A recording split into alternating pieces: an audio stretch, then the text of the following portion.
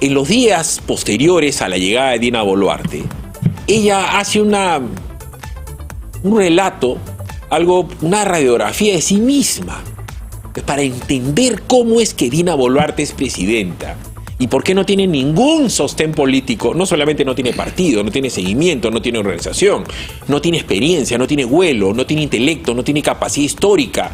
O sea, no sabe dónde está parada la señora. ¿No es cierto?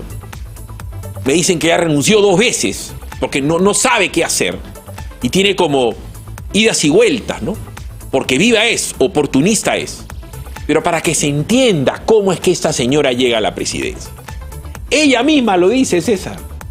Ella era una señora surquillana, en Surquillo era una ama de casa, trabajaba la señora en RENIEC, su máximo nivel en el aparato público era administradora de la oficina de RENIEC de Guereta, trabajando ella en Surquillo, a escasas cuadras de ahí. Es decir, ella llegaba de su casa en Surquillo a su oficina de la RENIEC con sus 8 horas al día y sus 5.000 soles en 10 minutos en combi. Ese era su mundo, su espacio geográfico.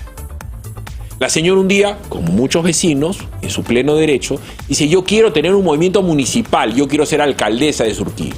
Porque tiene una motivación política como la puede tener la hija de César Campos, la tía de César Campos, mi mamá o usted, señora. Y la señora se le ocurre hacer su movimiento.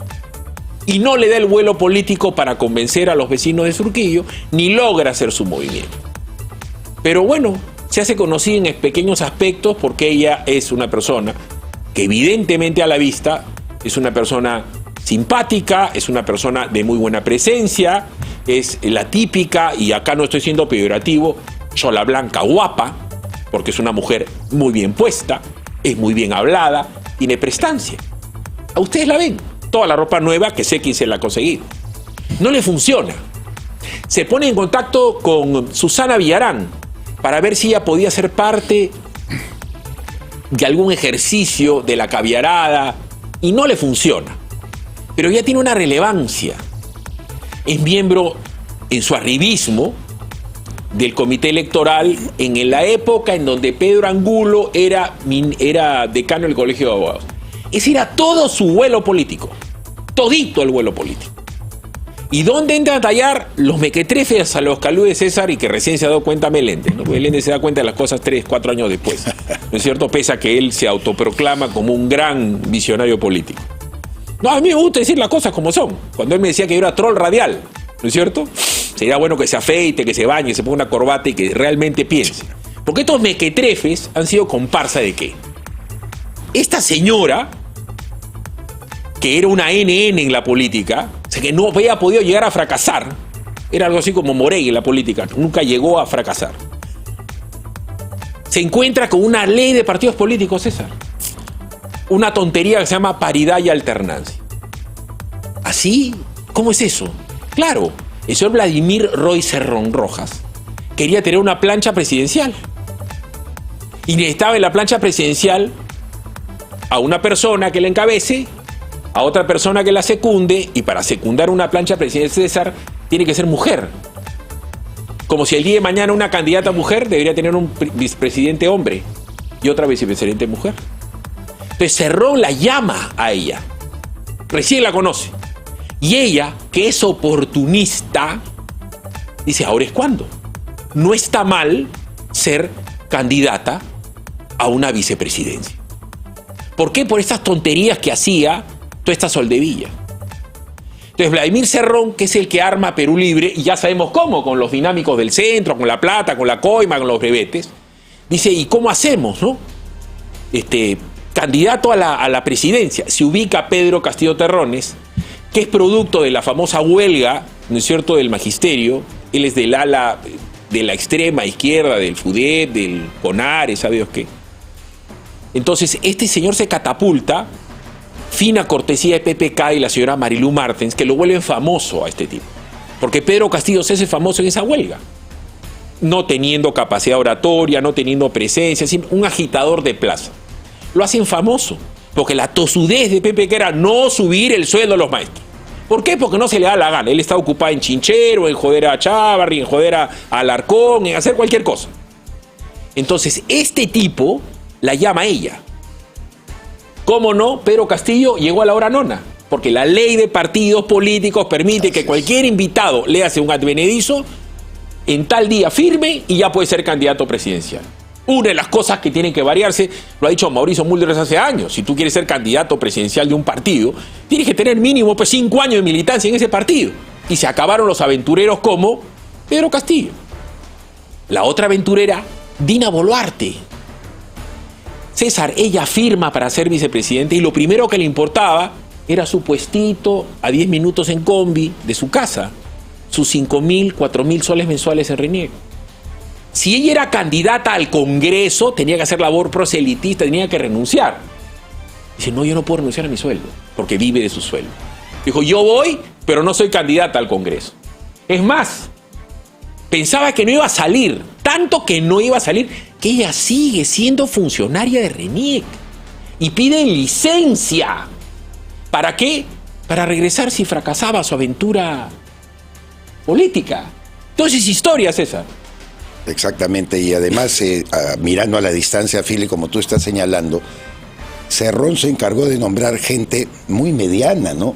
Tanto Castillo como la propia Dina Boluarte, porque él se sentía más empoderado como líder, ¿no es cierto?, de un movimiento regional que lo convirtió en movimiento nacional para postular a la presidencia de la República, dadas las sentencias que tenía por corrupto Vladimir Cerrón. Entonces le cede este espacio a Pedro Castillo, que el propio, además, Guido Bellido, tu amigo, señalaba, ¿no? Su primer presidente del Consejo de Ministros, era un sindicalista básico. O sea, lo despreciaban, lo trataban como... Ahora lo defienden, ahora piden su libertad, y nunca hay que olvidar que lo trataban como una zapatilla china, un sindicalista básico, nada más. Y de Boluarte, por ejemplo, no esperaban nada. Entonces, esa falta de consideración, incluso al liderazgo de Boluarte, se manifiesta ahora para debilitarla y para que ella esté asustada, que es lo peor de todo. Pero recordemos más, como Dina Boluarte no era congresista, devienen desempleada. Una desempleada. Entonces, cuando eres una desempleada y eres vicepresidente, ¿a qué te dedicas en el Perú? Eso ya había pasado. Un desempleado de vicepresidente era el señor Martín Vizcarra.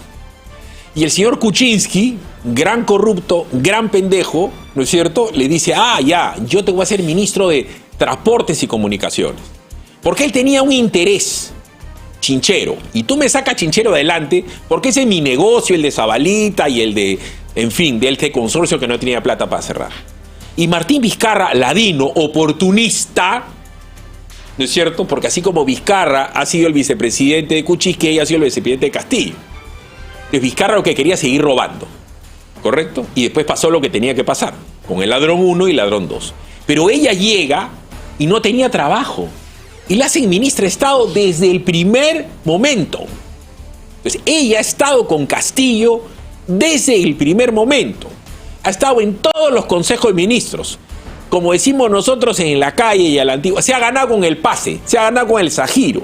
De todas y cada una de las tropelías de Castillo, la esposa, la tía, el primo, el sobrino, el ahijado, Guido Bellido, Puca, Iber Maravilla ha sido su compañero en 30 consejos de ministros. Y por supuesto Ayala y toda esta recatafila de pestíferos que ha estado en este gobierno. Dina Boluarte ha sido parte del gobierno de Castillo hasta hace nada. Entonces, como es obvio, ella ahorita, gracias por cambiar la imagen de fondo, porque ya no estamos hablando de PPK, la señora Boluarte sabe perfectamente que el Estado hoy está copado en ministerios, viceministerios, lo de las prefecturas más o menos que se ha limpiado, más o menos digo, ¿no es cierto?, por gente que es pirulibrista, afín, roja, como es ella, que es roja, no es caviar, es roja, el caviar es siempre mucho más elaborado, ¿no es cierto? Y sabe que la policía está copada también por gente que ha pagado por sus ascensos y sabe Dios qué más habrá en el ejército. Entonces, Dina Boluarte llega de la RENIEC, ¿no es cierto?, de manejar un presupuesto de caja chica, pues de una agencia de RENIEC, con todo respeto a las señoras que trabajan en RENIEC, a manejar el presupuesto de un ministerio y a comenzar a despilfarrar plata por todos lados, recibiendo las listas de todos los perulibristas, de los niños, todos los que le dan chamba. Entonces, ella ahora es la presidenta del Perú y tiene un problema muy serio, el mismo problema que ha tenido Alberto Fujimori y Alan García durante toda su vida. Lo van a perseguir a Alberto Fujimori y está preso, ¿no es cierto?, por los muertos en la lucha contra Sendero Luminoso, ¿no es cierto?, para siempre. A ella la van a seguir para siempre, como van a seguir para siempre, por dar un ejemplo, a Antero Flores Arauz y a Gastón Rodríguez, por lo de Inti Di Brian. Ella la van a seguir para siempre. El destino de ser una encausada penal. Ese es su destino.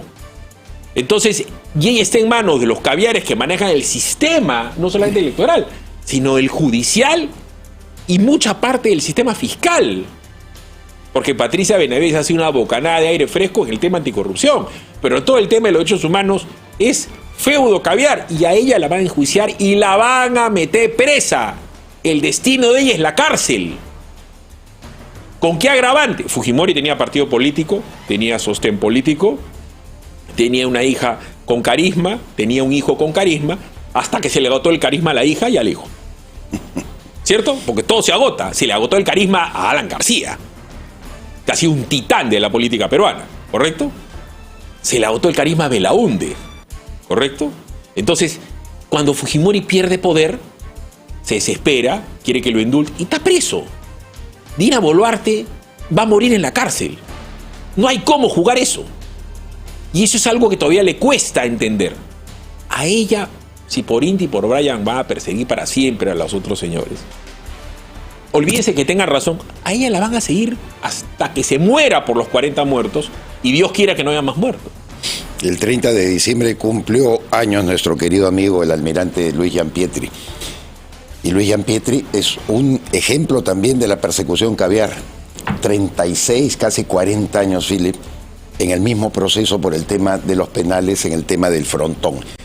Y que ha tenido que, además, enfrentar a toda esta caviarada mediática donde yo he visto cómo algunos colegas nuestros o personas cercanas al periodismo decir, no lo podemos dejar descansar.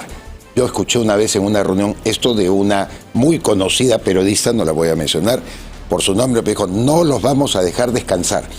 A Lucho Gianpietri, que está en silla de ruedas ahora, le reabren y le reabren y le reabren el proceso del frontón. Ese descanso que se dio porque Alan García fue presidente.